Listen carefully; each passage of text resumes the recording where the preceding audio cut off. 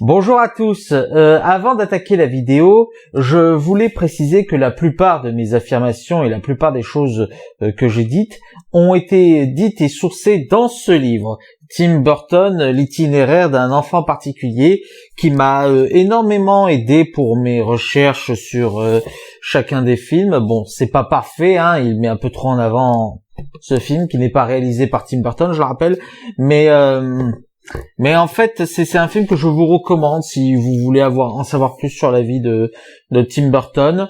Moi, il m'a beaucoup aidé. Allez, bonne vidéo.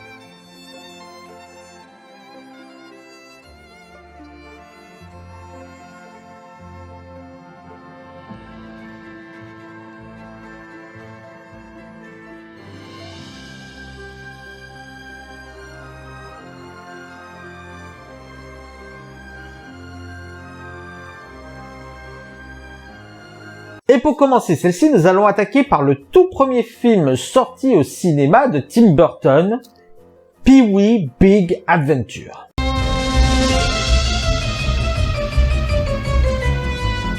Alors, avant de commencer, parlons de Pee-wee, ou plutôt de l'acteur qui est le créateur du personnage, à savoir Paul Reubens. C'est en 1981 que le personnage de Pee-wee se fait connaître par HBO, qui diffusera son one-man show qui connaîtra un franc succès, mettant en scène principalement Paul Reubens et Phil Hartman.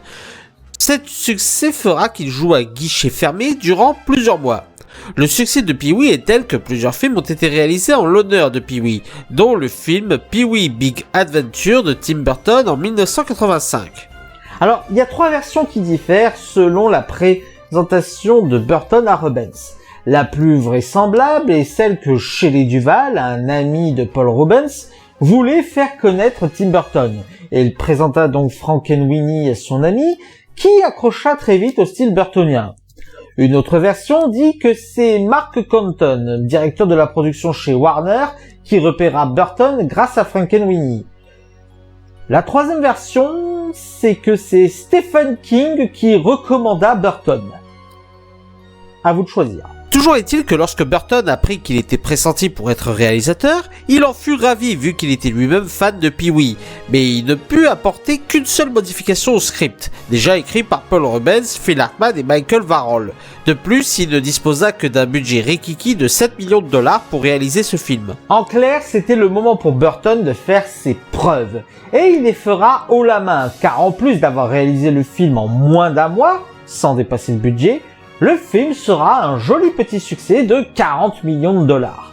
Et par ailleurs, le tournage s'est plutôt très bien passé puisque Paul Reubens apparaîtra dans d'autres films de Burton avec qui il s'est lié d'amitié. Mais en plus, c'est sur ce tournage que Burton rencontrera son compositeur fétiche, Danny Elfman, qui avait déjà bossé auparavant sur Forbidden Zone et Beverly Hills Cop. Quant à la distribution, en plus de Paul Reubens, nous retrouvons Mark Colton, Elizabeth Daily et Diane Salinger. Mais nous retrouvons également des caméos de célébrités de l'époque, tels que James Brolin ou Morgan Fairchild. Laisse-nous souffler, Dottie. La X1 a besoin de se refroidir. Peut-être, mais moi je veux pas que tu me laisses refroidir. Viens par là, PW. Et le métalleux que je suis ne peut pas passer à côté de l'apparition du fameux groupe Twisted Sisters.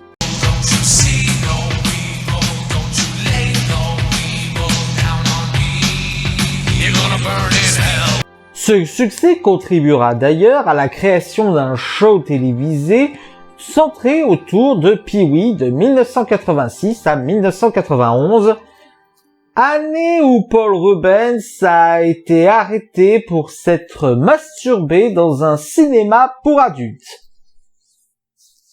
Et en 2002, sa carrière se fera définitivement enterrer après qu'il soit accusé de détention de pédopornographie. Ouais. Et entre nous soit dit, ça n'est pas vraiment étonnant. Paul Rubens, lors de la création de son personnage, avait mis beaucoup d'allusions sexuelles, même quand le show était tourné pour les enfants. Enfin bon, il n'empêche que ce film a eu un énorme succès.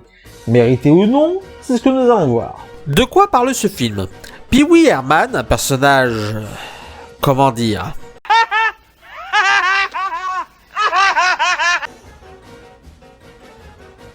On va y revenir. Se fait voler sa bicyclette et se met en quête de la retrouver. Voilà. Ouais, je sais, c'est complètement con. Et c'est ce qu'est ce film, hélas. Je vous avoue que le visionnage de Pee-wee Big Adventure a été très compliqué. Mais pas pour des raisons de réalisation. Car oui, en sachant le peu de budget dont Tim Burton disposait, on peut dire qu'il a effectué une sacrée prouesse afin de ne pas rendre le tout avec un aspect fauché. Même si on ne va pas se mentir, pas mal de scènes le sont.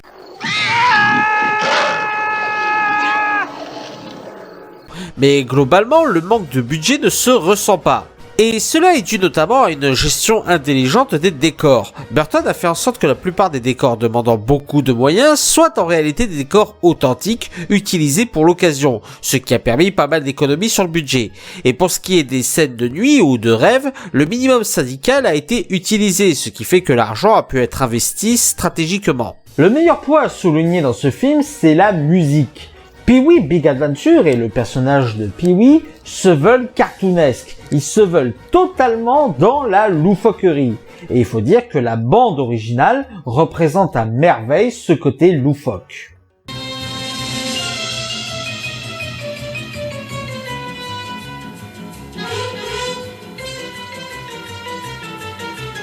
Après, niveau réalisation, Tim Burton a fait quelques erreurs de débutant, notamment en ce qui concerne le montage.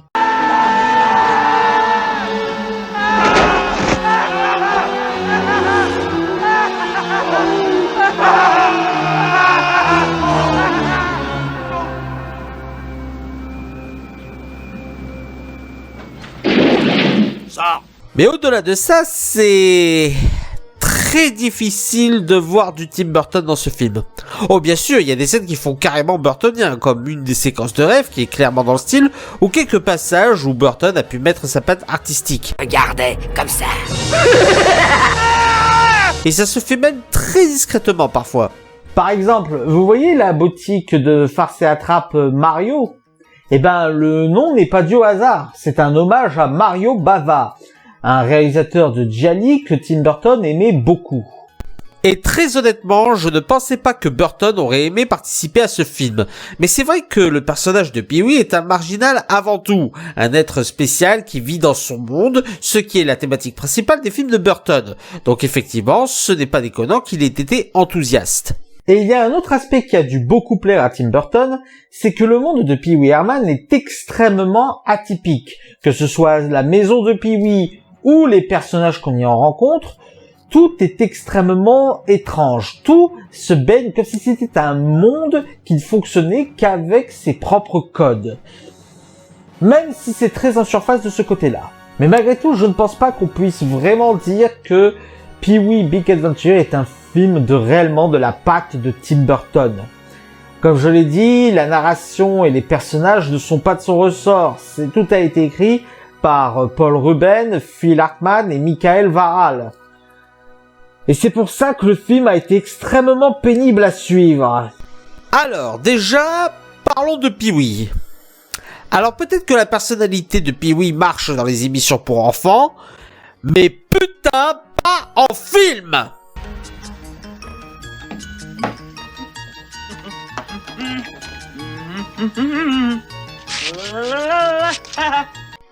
Il est juste insupportable. Bon sang, les rires au hasard, l'acteur qui surjoue à mort. Je veux dire, qui surjoue encore plus que les autres acteurs qui surjouent déjà à mort. Celui qui le dit, il est bien plus que moi. Celui qui le dit, il est bien plus que moi. Celui qui le dit, il est bien plus que moi. Celui qui le dit, il est bien plus que moi. Celui qui le dit, il est bien plus que moi. Celui qui le dit, il est bien plus que moi. À l'air.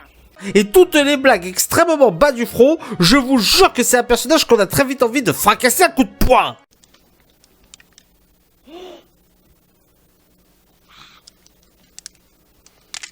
Et c'est aussi là que je ne peux pas dire que ce film est de la patte de Tim Burton, parce que quand Tim Burton réalise des films sur les marginaux, il les rend attachants, il les rend identifiables, il fait en sorte qu'on s'attache à eux, qu'on soit du côté des marginaux. Mais dans Pee-wee Big Adventure, ça ne marche juste pas. D'abord parce qu'il n'est pas le seul marginal. La quasi-totalité des personnages le sont, si bien que les personnages normaux ont l'air, eux, marginaux. Mais aussi parce que ce personnage est détestable. Bon sang, tous les dialogues, il se montre comme un petit con égoïste, insupportable, qui devrait apprendre à la fermer. Tu sais, si Mais je je peux veux t'aider- pas que tu m'aides. Je n'ai aucun besoin de la police et aucun besoin de toi. Sache que je n'ai besoin de personne. Et si encore il évoluait durant le film, s'il passait d'un stade de petit con à une personne un peu plus mature, ça m'aurait pas gêné. Mais ça n'est pas le cas. Le voici au début du film. Oui, il est prêt. Il fera assez de bruit, je crois. Eh ben alors vas-y, montre-le.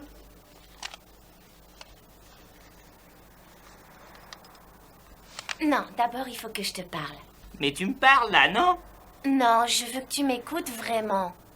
Et le voici à la fin du film. Entendu, Pee-wee? Mais quand tu réapparaîtras, on réglera cette affaire au drive-in.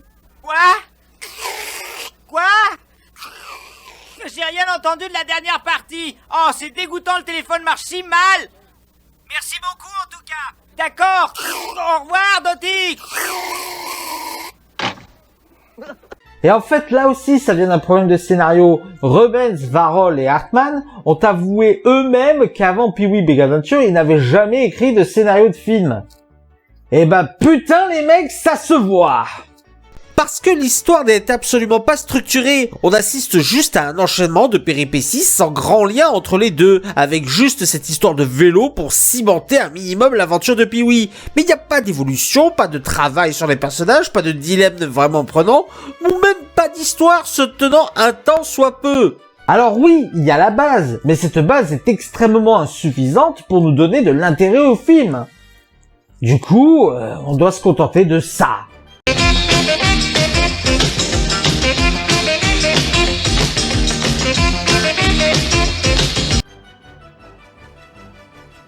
J'ai tellement envie de te crever. Bon, malgré tout, l'important c'est que ce film a permis à Burton son entrée dans le monde du cinéma. Et du coup, ça lui a permis de mettre en scène son prochain film avec un personnage haut en couleur et morbide, Beetlejuice.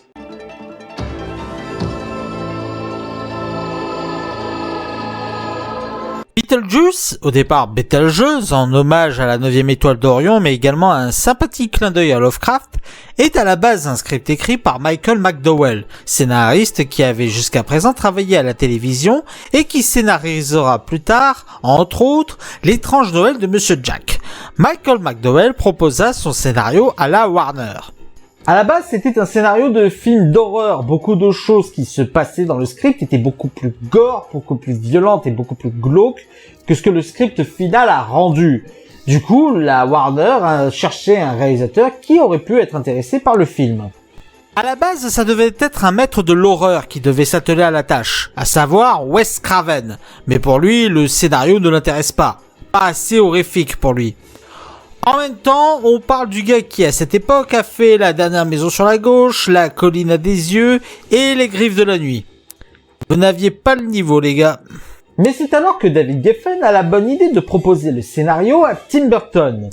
Tim Burton qui commençait à péter les plombs parce que aucun des scénarios qu'on lui proposait était à son goût.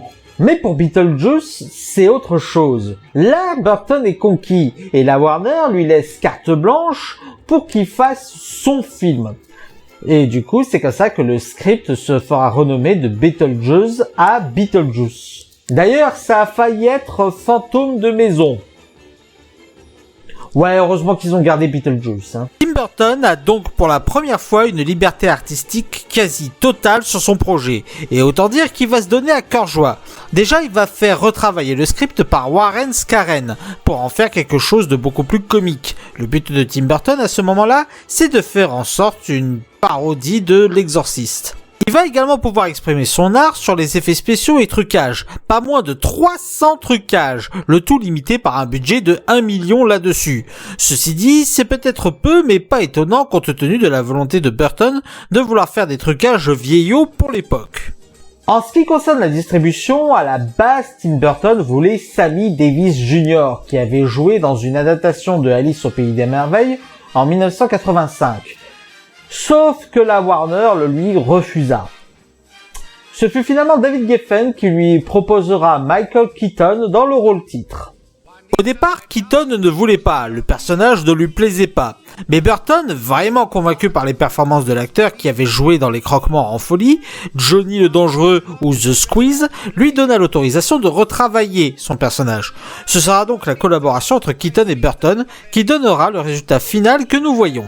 À la base, Alyssa Milano et Drew Barrymore avaient été présentés à Tim Burton, mais ce dernier avait jeté son dévolu sur une jeune actrice qui débutait à peine, à savoir Winona Ryder, pour incarner le rôle de Lydia Dietz. Nous y retrouvons également Alex Baldwin, Jeffrey Jones, Catherine O'Hara et Gina Davis, ainsi que Danny Elfman à la musique.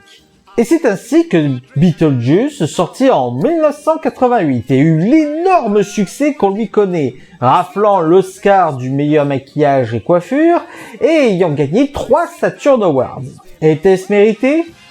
Voyons cela. De quoi parle ce film ?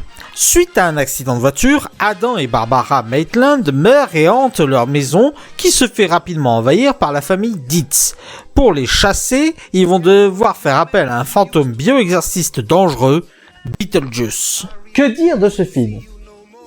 Eh ben, il est excellent et c'est sans doute l'un des plus burtoniens. C'est l'un des films dans lequel on ressent le plus la patte de sa réalisateur, ne serait-ce qu'au niveau visuel. On peut déjà noter la mise en place de décors tordus et d'aspects très anguleux et irréguliers, la marque de fabrique d'un décor burtonien, souvent parcouru de noir et blanc, que ce soit en dalles ou en rayures. Visuellement, le film est très intéressant parce que même si la plupart des effets peuvent paraître datés, ce qui était déjà le cas dans les années 80, mais qui résulte de cette volonté de vieillissement, il y a quand même une certaine beauté qui s'en dégage, et ce renforcée justement par cet aspect daté. En termes de maquillage et d'effets spéciaux, on peut dire que le film n'a pas démérité ses Oscars. Tout est excellent au niveau de l'aspect des morts, qui renforce le côté carnaval cadavérique.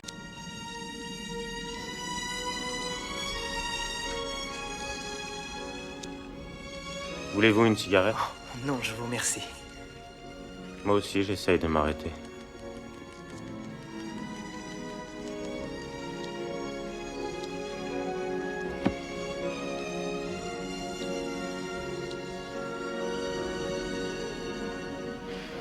Nous retrouvons également beaucoup d'animations en stop motion, style d'animation que Burton a toujours adoré. C'est comme ça par exemple qu'il a animé Vincent, son court-métrage. Et là, comme il peut se faire plaisir, énormément de ses trucages sont en animation stop motion. Ce film se voulait être une comédie, et là encore, c'est réussi. Le film est drôle, très drôle, que ce soit dans son humour noir, ou dans son humour un poil plus trash que propose le personnage de Beetlejuice. On reviendra sur lui plus tard. Quelles sont vos qualifications?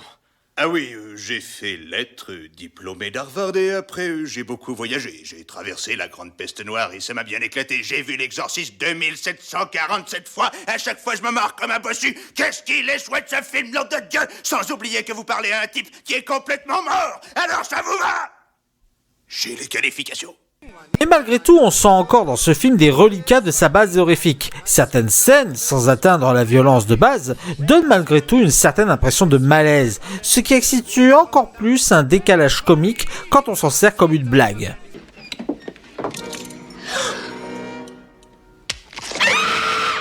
C'est minuscule. Il faut espérer que les autres armoires seront plus grandes que celle-ci. Oh, regarde.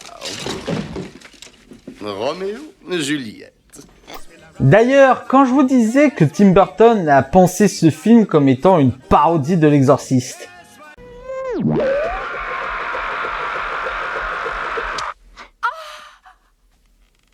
Je déteste quand ça m'arrive. Allez, viens, Barbara. et il y a une chose qui accompagne extrêmement bien cette comédie teintée d'horreur, c'est la musique. En effet, si d'abord la musique est pensée pour être une musique un peu comique, elle commence de manière plutôt sinistre et prend une sorte de thème de marche infernale qui renforce un côté macabrement drôle.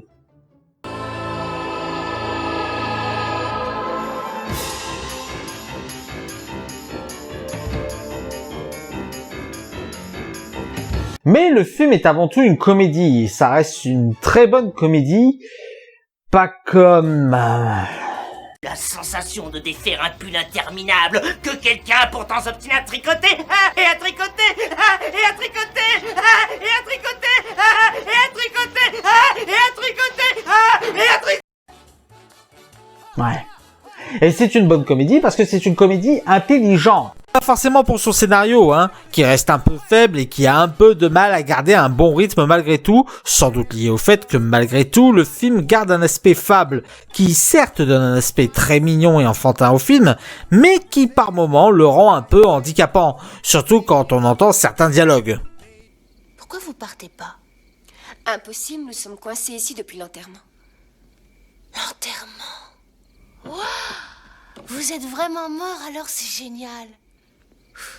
C'est la super classe.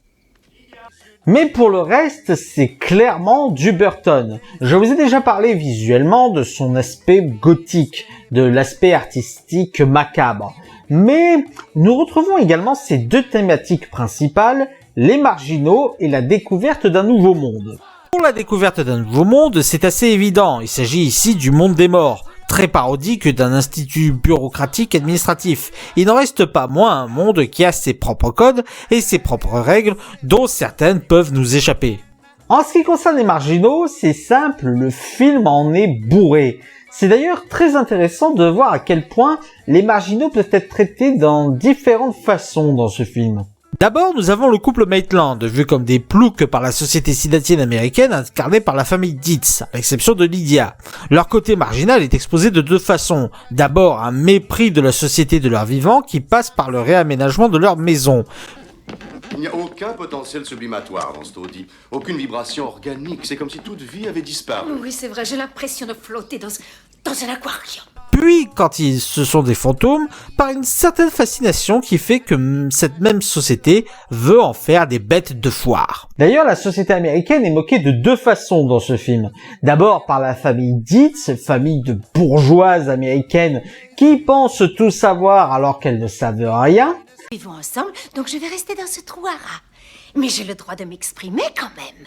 Si tu ne me laisses pas transformer cet endroit comme j'en ai envie, je sens que je vais devenir dingue et je vais te rendre la vie infernale. Oui, peut-être que cette maison aurait besoin de petits changements ici et là. Bon, d'accord, allez-y, mais vous me laissez cette pièce, hein? D'accord.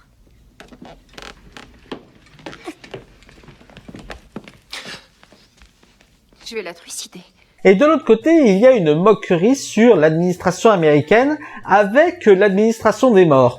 Une administration extrêmement compliquée et méprisante, dont le seul conseil concret qu'ils vous donneront, c'est démerdez-vous, jusqu'à ce que les gens soient poussés à faire une bêtise. Vous n'avez pas pris rendez-vous tous les deux? On ne sait pas comment prendre rendez-vous. Et rendez-vous avec qui? Vous cherchez quoi, au juste? Nous avons besoin d'aide. Ah, déjà! Vous avez cassé votre pipe il y a 2 mois et vous avez déjà besoin d'aide. 2 mois? Et alors, qu'est-ce que ça peut faire? Vous gâchez trop rapidement vos bulletins de sauvetage. Voilà les formulaires. Vous allez passer 125 années sur la Terre et dans votre propre maison. Normalement, durant une période comme celle-là, vous n'avez droit qu'à 3 interventions de Junon. Ce serait bien de lire le manuel un peu plus attentivement. On y reviendra plus tard. Le traitement des marginaux se fait également par Lydia, petite fille gothique clairement ignorée par ses parents et qui ne trouve du réconfort qu'auprès du couple Maitland.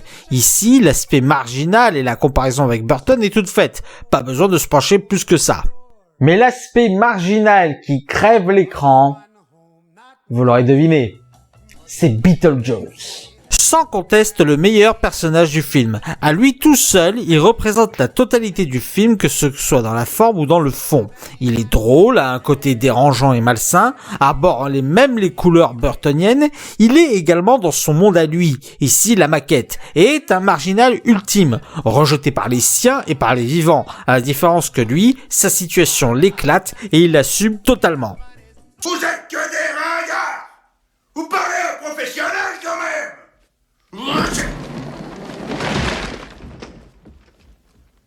De la merde, ta maquette! Et on sent tellement que Michael Keaton a pris son pied pour faire ce personnage. Je veux dire, il cabotine à mort, il est énergique, il est tellement survolté que les autres acteurs paraissent fades à côté de lui.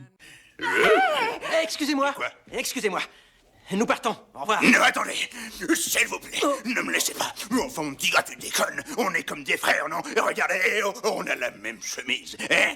T'es mon pote. Oh, je t'adore. Bref, Beetlejuice est le cœur même du film et c'est pour ça que son nom est légitimement le titre. Parce que non seulement il est le centre principal de l'intrigue, mais en plus de cela, il est une bonne incarnation du genre de personnage de Tim Burton. On s'en fout de son temps de présence à un écran, c'est ce qu'il incarne qui importe. Enfin, ce qui devrait apporter à une critique cinéma digne de ce nom. Une réponse à Durandal ? À peine. D'ailleurs, même s'il est très peu présent dans le film, son aura l'est. Très rapidement, on nous fait sentir son importance. On nous fait sentir à quel point il est puissant, dangereux, vicieux, et ce, même avant sa première apparition. Son aura réside quasiment tout le long de l'histoire du film, ce qui rend encore plus légitime son titre. Et cet univers burtonien, le public et les critiques l'ont accueilli à bras ouverts. Le film fut un énorme succès commercial et critique, ce qui donnera confiance à la Warner de confier à Burton la réalisation d'un film de super-héros. Batman.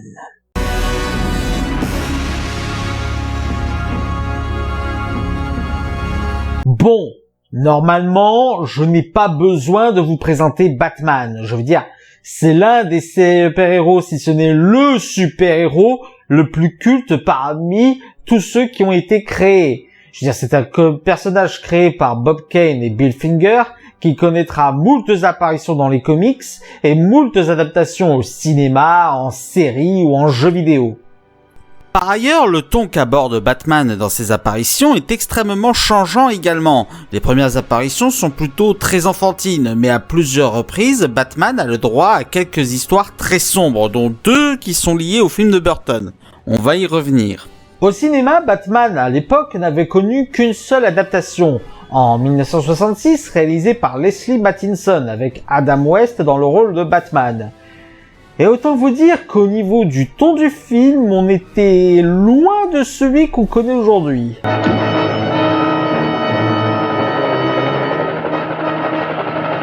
Apporte-moi la bombe spéciale pour les requins! Genre vraiment très loin. Le projet de la réalisation Batman commencera en 1979 avec le succès critique et commercial de Superman de Richard Donner. Ce succès encouragera la Warner à tenter une nouvelle adaptation au cinéma des aventures de la chauve-souris, notamment John Peters et Peter Guber. Sauf que le projet a vachement traîné. À la base, la Warner voulait confier la réalisation à Joe Dante ou à Ivan Reitman. Et le projet était déjà centré sur une rivalité entre le Batman et le Joker, le but étant de créer une série télévisée derrière le film. Sauf que... rien ne tient en fait, Pendant 7 ans, au niveau du script, 10 scénaristes se sont enchaînés les uns derrière les autres et rien de concret n'arrivait à être proposé. Ce ne fut que 7 ans plus tard que Peters et Guber furent présentés à un réalisateur qui avait connu un énorme succès grâce à Pee-wee Big Adventure, à savoir Tim Burton. Ce dernier se montra intéressé par le projet et collaborera avec le scénariste Sam Harm. Très rapidement, les deux se dirent que ce n'était pas une bonne idée de faire une adaptation d'une histoire d'un comics, sachant qu'en plus Burton n'avait lu quasiment aucun de ces 10 comics, et n'était vraiment pas fan de la version Adam West. Ceci dit, 2 comics l'inspireront pour écrire l'histoire originale de sa réalisation, à savoir The Killing Joke de Alan Moore Et très rapidement, le projet s'emballa et prit forme, et il y aura un énorme gain d'énergie lorsque Bob Kane, l'un des papas de Batman, déclarera publiquement son approbation du traitement de Burton de ce personnage. Mais attention, si vous pensez que ça veut dire que le tournage a été rapide et facile, détrompez-vous. Le tournage a été extrêmement compliqué pour Tim Burton. C'est sans doute l'un des plus éprouvants de sa carrière. Déjà, en termes de galère, Burton a dû faire face pour la première fois de sa carrière à d'énormes pressions de la part des producteurs. Parce que bon, les 2 précédents films, c'était des petites productions auxquelles les producteurs ne croyaient pas trop. Et donc, ils ont laissé Burton faire ce qu'il voulait. Mais Batman, c'était un blockbuster dans lequel beaucoup d'argent ont été investis. Et qui dit beaucoup d'argent investi, dit forcément grosse pression de la part des producteurs. De plus, certaines scènes, quand le tournage a débuté, n'étaient pas finalisées, et il est très souvent arrivé que Burton ou les acteurs réécrivent complètement les scènes dans un bordel total. Beaucoup de personnages ont été modifiés, renommés, voire même supprimés du script à la base. Par exemple, il devait y avoir une apparition de Robin dans le film, mais qui n'a pas eu lieu parce que Kiefer Sutherland, l'acteur qui devait l'incarner, n'aimait pas le script. Et en parlant des acteurs, Sean Young, qui devait à la base interpréter Vicky Vale, s'est cassé la clavicule 2 jours avant le tournage. Il a fallu la remplacer en catastrophe par Kim Basinger.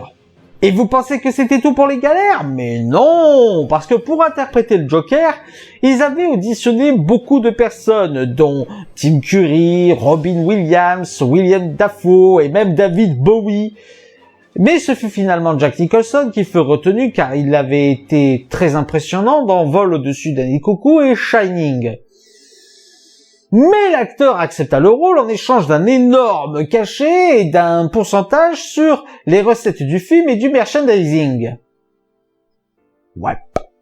Mais le rôle qui a posé le plus de problèmes, celui qui a fait soulever les foules à l'annonce du film de Batman, c'est le rôle de Batman, justement.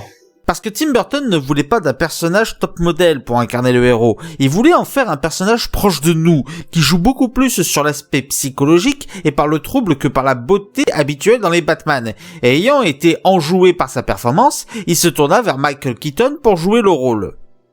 Les premiers qui ont gueulé?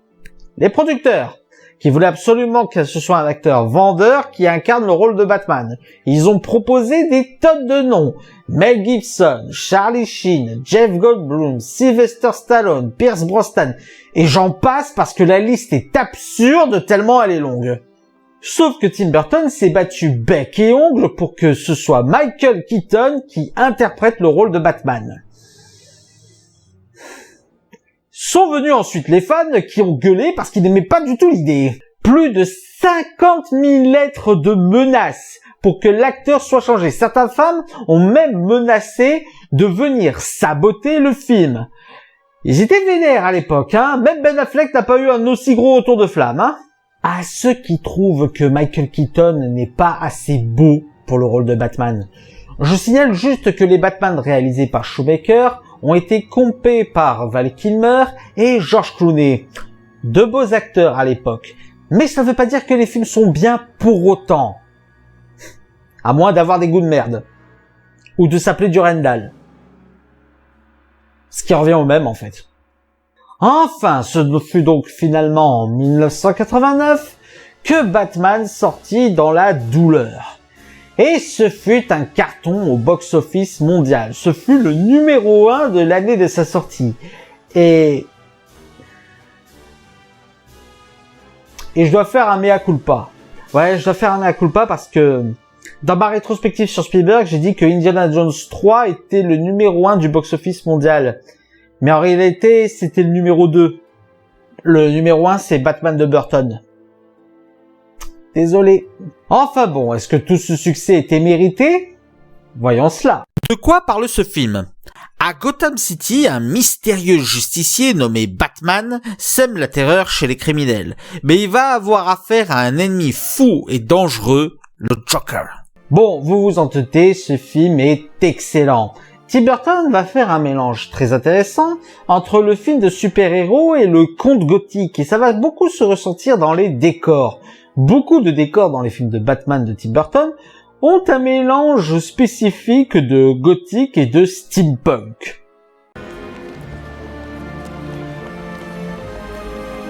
Ce qui nous donne totalement un monde avec ses propres codes, ce qui fait totalement partie des thématiques de Burton.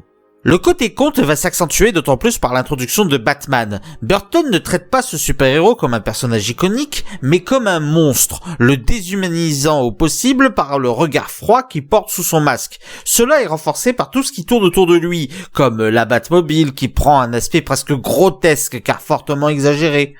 Cela se ressent également par le personnage du Joker, mais je préfère garder le meilleur pour la fin.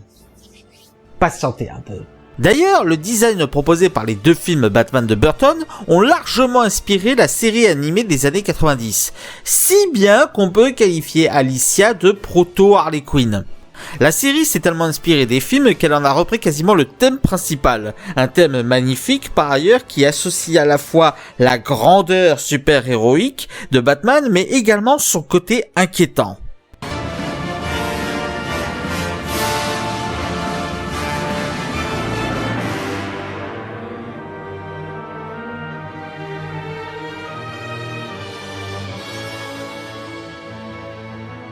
Avec également quelques musiques de Prince à certains moments clés du film autour du Joker. À la base d'ailleurs ça devait être Michael Jackson, mais qui a dû décliner l'offre.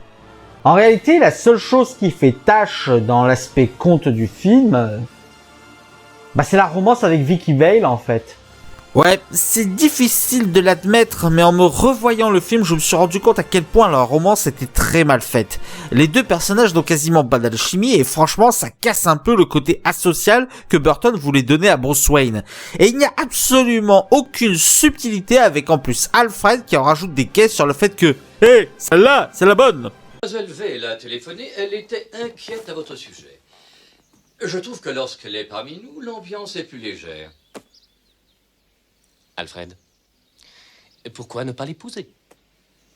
Ce n'est pas exactement ce à quoi je pensais, monsieur. Qu'on se le comprenne, oui, je vois à quel point ça apporte dans le côté conte.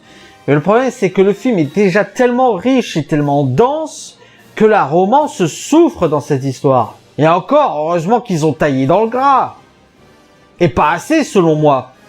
Je veux dire, le personnage de Knox, on en parle? Il ne sert à rien ce personnage. Vicky Vale aurait pu être le seul personnage journaliste à enquêter sur Batman. Ça n'aurait pas changé grand chose. Et je dirais même que ça aurait permis à un personnage de Vale de gagner en développement et en introduction de personnage. Vu comment son introduction à elle est catastrophique. Salut, belle jambe. Bon. Fort heureusement, c'est le seul point noir du film. Pour le reste, eh bien, le personnage de Batman, par exemple, s'accorde très bien avec les thématiques de Tim Burton. Car dans ce film, Bruce Wayne est ce qu'on pourrait appeler un excentrique, un inadapté social qui cache en lui une part de folie qu'il ne montre que lorsqu'il revêt son costume de Batman. Mais on sent que cet aspect de lui déborde sur sa vie en tant que Bruce Wayne. Savez-vous ce qui lui est arrivé, Jack? Eh bien, il a fait une fausse manœuvre. Et là, il a disjoncté. Tu veux jouer les dingues? Amène-toi, on va jouer les dingues. Et en cela, le choix de l'acteur est d'autant plus pertinent, parce que je ne pense pas qu'un acteur beau gosse aurait pu porter aussi subtilement les problèmes d'inadaptation sociale et de problèmes mentaux, comme le fait Michael Keaton, qui nous sort un excellent jeu d'acteur pour le coup. Très souvent, j'ai entendu dire que le traitement du personnage de Batman était secondaire par rapport à celui du Joker. Mais je ne suis pas d'accord avec ça. Je dirais juste que le traitement de la folie de Batman est plus subtil, plus insidieuse, moins extravagante, ce qui renforce la rivalité avec le Joker. Et d'ailleurs, en parlant de ça, Jack. Jack est mort, mon ami. Tu peux m'appeler Joker. Et comme tu vois, je suis un homme comblé. Le Joker dans ce film est le meilleur Joker du cinéma. Et ça, je n'en démordrai pas. Tout d'abord, disons-le franchement, l'interprétation de Jack Nicholson est tout simplement brillante. Ce qui n'est pas étonnant vu que Nicholson est sans doute l'acteur qui sait le mieux incarner la folie. Mais ça ne tient pas qu'à cela. Déjà, c'est le meilleur Joker dans la rivalité avec Batman, parce que, à ma connaissance, c'est ce film qui a introduit le fait que Batman et Joker se sont mutuellement créés.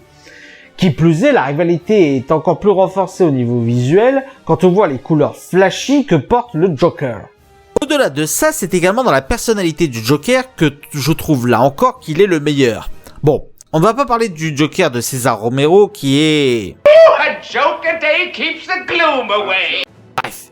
Mais si on compare avec les deux autres Jokers adulés, à savoir Heath Ledger et Joaquin Phoenix, j'ai remarqué une chose, c'est que ces deux derniers, bien qu'excellents dans leur interprétation, étaient finalement totalement dépendants de la société. Je veux dire, dans le cadre de Joaquin Phoenix, nous avons un inadapté social qui voulait être un comique, mais dont la folie et le traitement de la société a fait de lui le Joker. Et dans le cas de Heath Ledger, nous avons un anarchiste qui veut semer le chaos dans la société et démontrer que cette société est aussi folle et dangereuse que lui. Alors oui, c'est très intéressant dans les deux cas, je ne dis pas le contraire, mais dans les deux cas, la folie du Joker est liée directement à la société. Alors que la folie du Joker dans le Batman de Burton est totalement indépendant des questions sociétales. Ce n'est pas un personnage que la société a rejeté, non, c'est un personnage qui veut tuer des gens, qui veut semer le chaos, juste pour la beauté du geste, juste parce qu'il trouve cela artistique. C'est un personnage qui n'a pas besoin de parler des problèmes de la société pour démontrer à quel point c'est un fou dangereux. Ceci est attrayant, cela ne l'est pas. Eh bien, j'ai balayé tout ça. Maintenant, je fais ce dont les autres rêvent. Je fais de l'art jusqu'à ce que mort s'en suive. Vous voyez, je suis le premier artiste assassin au monde en parfait état de marche. Mais attention, ça ne veut pas dire que le Joker ne porte pas de message sur la société. Sauf que c'est beaucoup plus subtil que les autres interprétations du Joker. Et c'est là où c'est encore plus fort.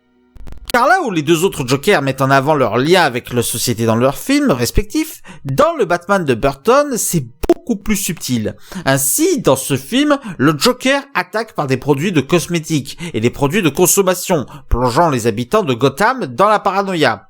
Je ne sais pas. Il n'a pas l'air heureux. Il n'utilise que la marque X. Mais avec la marque Joker, il retrouve le sourire, encore et encore.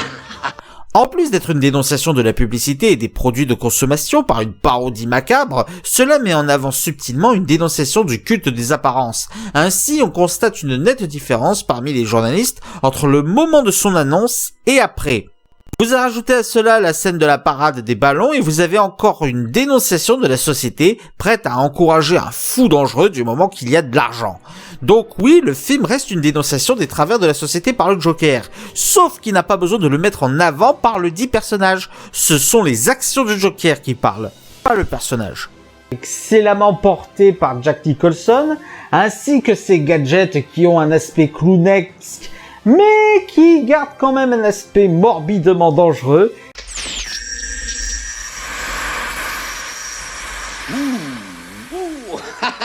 Oh, mais c'est la fée électricité.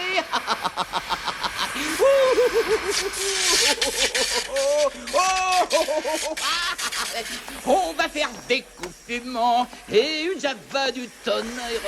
Et vous obtenez là le meilleur Joker jamais créé. Et tout cela nous a donné un excellent film de super-héros qui a donné vraiment un ton à Batman, qui aujourd'hui a fortement laissé sa patte. Si bien que revenir dans le côté comique de Batman ne peut résulter qu'à un échec. Enfin, du moins, si on a du goût, et si on n'est pas trop de mauvaise foi, alors qu'on a 300 000 abonnés sur sa chaîne parlant de cinéma. Faut que j'arrête de parler de Durandal, moi, hein. Bon, comme je vous l'ai dit, le tournage de Batman a été extrêmement éprouvant pour Tim Burton. C'est un film de blockbuster qui lui a vraiment laissé sur le carreau. C'est pour ça que pour son prochain film, Tim Burton voulait revenir à quelque chose de plus personnel, de plus intimiste.